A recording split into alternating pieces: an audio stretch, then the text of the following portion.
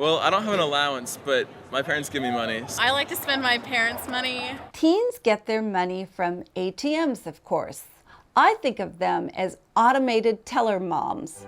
Parents hand over endless supplies of cash without holding their teens accountable. It's easier to talk to teens about sex than it is to talk to them about money. So at my house we do argue a lot about money because I like to shop a lot and I don't have a job currently, so I don't always know how to manage my money correctly. If teens were equipped to manage money early, they could avoid huge pitfalls and even tragedies about money later. One of the very biggest areas of conflict, serious areas of conflict, is about money in relationships.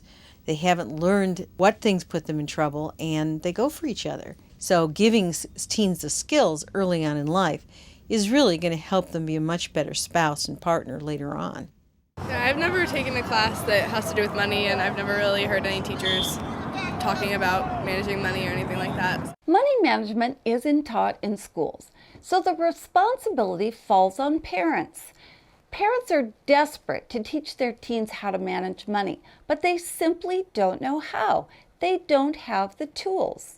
Well, you don't have to be a Warren Buffett to teach your teens how to manage money, but you do have to have a method. And that's why I created the Real Life Money Game. When Michael was 12, we went shopping at a toy store. Basically, I wanted a video game really bad. I think a friend of mine had it or something, and I didn't understand why I couldn't have it. And I told him simply no. He had already purchased one with his allowance. Well, why can't I just have this? Why can't you just buy this for me? Here I was, a CPA, handling the finances of wealthy individuals, and I couldn't negotiate a $50 purchase with my own son? I think at that point, she realized that I needed to become more financially sound and understand where the money comes from. The point wasn't to teach him not to spend, the point was to teach him how to spend. And that was the springboard, to create a methodology to teach him money management skills. My goal was to get money into his hands so he could think independently of his parents, make decisions for himself, and learn to live with his choices. I think my life would be chaos right now with my kids, particularly since they're at the age where they still need to draw on me so much for money if we hadn't have implemented the plan. It was constantly, what can you buy me at the store? What can I get? What can I buy? And now it's their choice, their thought process, and it's whether or not they can afford it. So it's really reduced the stress level around our house. We have 7 grandchildren, and as a grandparent, we would really like to leave them a nice legacy. And of course, it'd be great to leave them with a nice big inheritance that they could spend.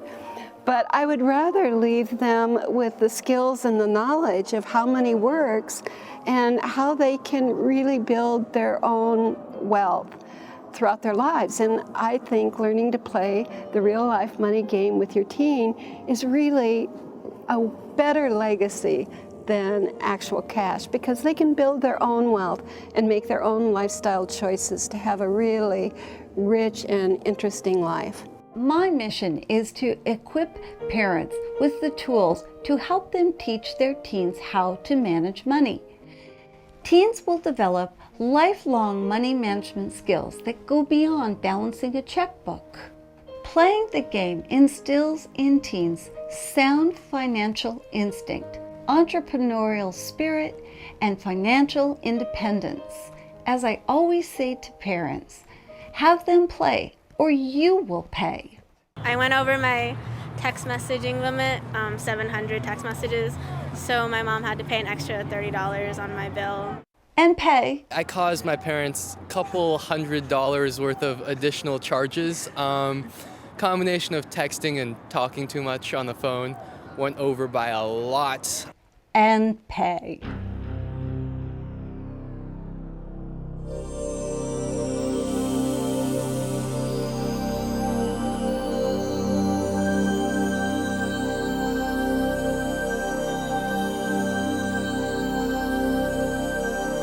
The real life money game. Have them play, or you will pay.